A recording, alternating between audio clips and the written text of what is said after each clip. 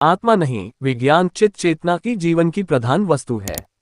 आत्मा के विश्वास के खिलाफ थे कर मनुष्य के मन और शरीर के बारे में बहुत बारीकी से किए गए विश्लेषण का परिणाम है। नाम रूप एक जीव का सामूहिक सचेतन सेंटिएंट नाम है। तथागत के अनुसार हर जीव कुछ भौतिक फिजिकल और मानसिक से बना होता है जो स्कंद कीप्स कहलाते हैं। शरीर रूप या नाम मास्टर के मन, चित्त रूप माइंड रूप स्कंद मैटर मुख्य रूप में पृथ्वी, जल, वायु और अग्नि जैसे 4 भौतिक तत्वों का परिणाम है। वे रूप या शरीर अंश हैं। रूप स्कंद के अलावा चित्त चैतसिकों का समूह नाम स्कंद है। वित्त या पर एंड कई चैतसिकों मेंटल और psychic factors in mental force में से कम या अधिक वैतसिकों का समूह ही है। चित्त वही है जिसमें चैतसिक रहते हैं। बिना चित्त के वैदिक देखने में नहीं आते हैं और बिना चैतसिकों के कहीं भी प्रवृत्त चिन्ह देखने में नहीं आता है। इसलिए चित्त या चैतसिकों के बीच कोई रेखा खींचना आसान नहीं है। अतः चित्त माइंड वस्तु स्वरूप नहीं है, वह रूप या पदार्थ मैटर नहीं है, वह अनेक मानसिक क्रियाओं प्रक्रियाओं का बोध कराने वाला एक शब्द है। इस प्रकार रूप स्कंद के अलावा अन्य जो अरूपी अशरीर स्कंद है उनसे चित्त का स्वरूप बनता है। नाम स्कंद को विज्ञान या चेतना कॉन्शियसनेस भी कहते हैं।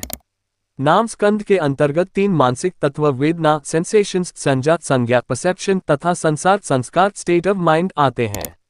शरीर की 6 इंद्रियों तथा उनके विषयों के संपर्क से उत्पन्न होने वाली अनुभूति को वेदना कहते हैं। विज्ञान भी इन तीनों के साथ शामिल किया जाता है। इस प्रकार पहले के 3 चैतसिक साइकिक फैक्टर्स और विज्ञान चित्त को मिलाकर नाम स्कंद होता है। मनोविज्ञान की भाषा में चित्त कॉन्शियसनेस की वह मुख्य स्रोत है जिसमें सभी चैतसिक साइकोलॉजिकल फिनोमिना रहते हैं, उत्पन्न होते हैं। इस प्रकार साइकिक फैक्टर्स और फोर्सेस के ग्रुप को ही चित्त या मन कहते हैं और मन ही सभी प्रवृत्तियों का अगुआ है। मन चित्त विज्ञान की हर प्राणी का केंद्र है। पृथ्वी, जल, अग्नि और वायु इन 4 तत्वों के मिलने का परिणाम चित्त विज्ञान है।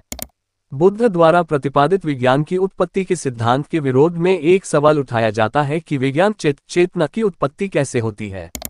ये सच है कि जीव के जन्म के साथ चित्त की उत्पत्ति होती है और मृत्यु के साथ चित्त का भी अंत हो जाता है, लेकिन साथ ही यह कहा जा सकता है कि चित्त 4 तत्वों से बना होता है। भगवान बुद्ध ने इसे इस रूप में नहीं कहा कि भौतिक तत्वों फिजिकल एलिमेंट्स के मिश्रण से चित्त की उत्पत्ति होती है। बुद्ध ने ये कहा कि जहां भी शरीर या रूप काया है वहां साथ साथ नाम काया चित्त भी रहता है। मॉडर्न साइंस का एक उदाहरण लें। जहां जहां इलेक्ट्रिक एरिया होता है वहां वहां यह आकर्षण क्षेत्र मैग्नेटिक फील्ड भी खता है। यह कोई नहीं जानता कि यह मैग्नेटिक फील्ड किस तरह उत्पन्न होता है या अस्तित्व में आता है, लेकिन जहां जहां इलेक्ट्रिक फील्ड होता है वहां यह जरूर रहता है। शरीर और वित्त में भी हम कुछ इसी तरह का संबंध क्यों न मान लें। इलेक्ट्रिक फील्ड से संबंधित मैग्नेटिक फील्ड इलेक्ट्रिक फील्ड द्वारा प्रेरित क्षेत्र इंड्यूस्ड फील्ड कहलाता है, तो फिर हम चिन्ह को भी शरीर द्वारा प्रेरित क्षेत्र क्यों न कहें। आत्या के विरोध में भगवान बुद्ध का तर्क यही खत्म नहीं होता। उन्होंने आगे इससे भी अधिक महत्वपूर्ण तर्क दिया है।